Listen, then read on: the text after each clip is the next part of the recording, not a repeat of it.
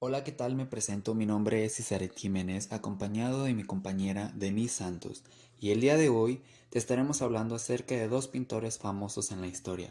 Ellos son Francisco Goitia y Ricardo Martínez. El pintor mexicano Francisco Goitia nació en Fresnillo, Zacatecas, el 4 de octubre de 1882. Su padre era el administrador de una gran hacienda y el joven Goitia pasó sus primeros años en estrecho contacto con la naturaleza. Esos años marcados en su memoria serían una gran influencia en sus futuros cuadros.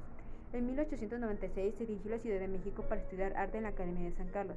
Allí fue influenciado por muchos de los mejores artistas de México que enseñaban en la academia: José María Velasco, Julio Ruelas, Germán Guedovius y Saturno Hernán.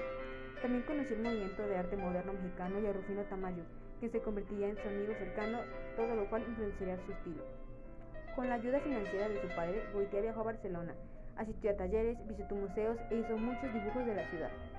La calidad de su trabajo le permitió realizar una exposición en Barcelona y el museo local adquirió una colección de sus dibujos. Por su trabajo en Barcelona ganó una beca del gobierno mexicano. El dinero le permitió establecerse en Roma en 1907 para continuar su trabajo y estudiar la pintura del Renacimiento y la arquitectura clásica. Expuso en Italia con éxito y recibió un premio por su trabajo. Un aspecto curioso de su vida en Italia era su fascinación por la luna. Comenzó a pintar de noche hasta que se rumoreó que un fantasma recorría las calles entre la medianoche y las 3 de la mañana. El pueblo donde se había instalado pensó que era extraño, pero lo encontró discreto. Esto puede, sin embargo, haber sido un presagio de su creciente excentricidad. Con la caída de José Porfirio Díaz, Goitia perdió su beca y tuvo que regresar a México. Era el año de 1912 y no había trabajo en la Ciudad de México. Pasó su tiempo observando y tomando notas. Hasta su regreso, él había permanecido a la clase de los terratenientes y no tenía ninguna opinión formada acerca de la revolución. Al no encontrar trabajo en la Ciudad de México, regresó a Zacatecas, donde se unió al ejército revolucionario de Pancho Villa como pintor oficial de General Felipe Ángeles. Allí comenzó la educación social de Francisco Goitia. Iba a todas partes con el ejército. Vio a Pancho Villa derrotado, vio la miseria y la enfermedad en todas partes. Estos hechos lo marcaron y comenzó a sentir una conexión profunda con la gente común, a pesar de su clase. Vivió entre ellos y llevaba la ropa de un arriero. Durante esa época pintó muchos emotivos paisajes que reflejaban la muerte, la desolación de los tiempos y los horrores de la guerra, entre ellos los ahorcados. Como resultado de una serie de conferencias impartidas en el Instituto Carney en Washington, D.C., por Manuel Camió, se realizó una exposición de pinturas de Goitia en 1924. Goitia trabajó en el proyecto arqueológico desde 1918 a 1925. Esbozó sitios y objetos arqueológicos fortaleciendo su amor por sus raíces y su conexión con los pueblos indígenas. En 1925 se fue a Oaxaca para estudiar con mayor profundidad la raza indígena. Hasta que comenzó a trabajar en el proyecto Gamio, su trabajo como pintor consistió sobre todo en la experimentación y el estudio. La bruja y el tremendista, ambos pintados en 1916, son obras de un exagerado estilo simbolista. Se les puede ver en el Museo Goitia en Zacatecas junto con El hombre colgado, pintado en 1917. Estas obras ya mostraban su gusto por lo sombrío. Goitia encontraba la inspiración que necesitaba en el colectivo inconsciente y el sufrimiento de su pueblo. Se instaló en una sencilla casa de adobe en el borde de los jardines flotantes de Xochimilco. Allí tenía contacto diario con el pueblo indígena, sus costumbres. Su forma sencilla le influenciaron enormemente. Pintó Padre Jesús en 1927, obra que se encuentra en el Museo Nacional de la Ciudad de México. En general se considera una de sus mejores pinturas. Esta pintura le valió el primer premio en el primer concurso de pintura y grabado interamericano, 30 años después. Fue muy complejo, un hombre atormentado, profundamente religioso, dado al fanatismo y al comportamiento antisocial. Sin embargo, era profundamente humano y sensible, cualidades que le dieron poder a sus pinturas.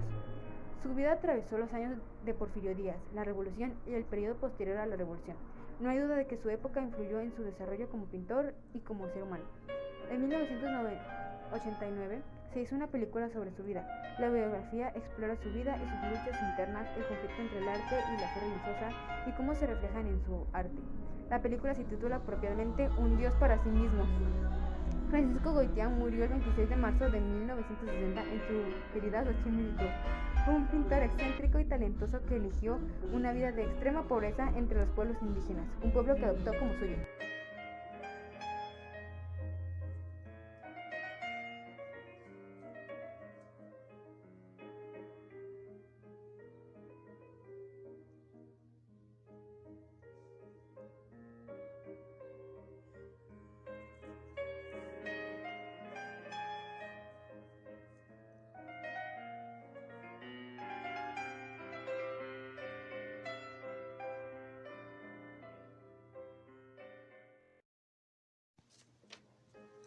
Ricardo Martínez. Ricardo Martínez fue un pintor mexicano que nació el 28 de octubre de 1918. Sus padres fueron Néstor Martínez Perales, que es originario de Mier y Noriega, y Elena de Hoyos de la Garza, originaria de Morelos, Coahuila. En el año de 1928, a sus 7 años de edad, ingresa a la escuela primaria Alberto Correa, concluyéndola en el año de 1932. 6 años después, en el año de 1938, ingresa a la Escuela Nacional Preparatoria, y un año más tarde, ejecuta su primer cuadro al temple y conoce y hace amistad con el poeta Rubén Bonifaz Nuño. En ese mismo año, funda el grupo denominado Amigos de la Conservación de los Frescos, de José Clemente Orozco, en la Escuela Nacional Preparatoria, y lanza un manifiesto exhortando a los alumnos y a las autoridades a proteger los murales del vandalismo de los mismos estudiantes. A partir de hecho, en dicha escuela se dio inicio al movimiento muralista mexicano. En el año de 1940, instala su primer estudio en el rincón de la sala en la casa familiar, en la colonia Roma. Sus primeras obras fueron bodegones, paisajes, personajes populares y retratos. En este mismo año inicia sus estudios de Derecho en la Universidad Nacional Autónoma de México, pero a los pocos meses decide solo dedicarse de tiempo completo a la pintura. En el año de 1943 instala su estudio en la colonia Anzures, donde fue vecino de Federico Cantú, quien lo introduce en las técnicas del grabado, y lo lleva a la Galería de Arte Mexicano en la Ciudad de México, manejada entonces por Inés Amor. En el año de 1948 acepta una invitación para dar clases de pintura en la Fine Arts Center de Colorado Springs y posteriormente en San Diego, California, hace amistad con un muralista francés, Jean Charlotte, director de dicho centro. En 1964 recibió el premio de adquisición Moinho Santista en la Bienal de Sao Paulo, Brasil, y en 1984 se llevó a cabo la exposición Ricardo Martínez, obra reciente en el Museo del Palacio de Bellas Artes en la Ciudad de México.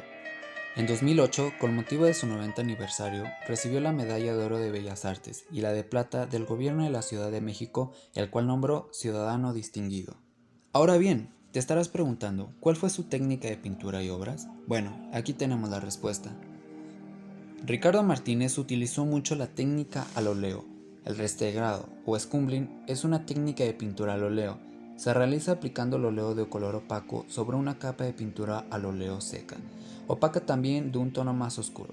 Para ello se coloca en un pincel un poco de pigmento sin medium ni diluyente y se retira el exceso de pintura con trapo o papel. Aquí algunas de sus magníficas obras.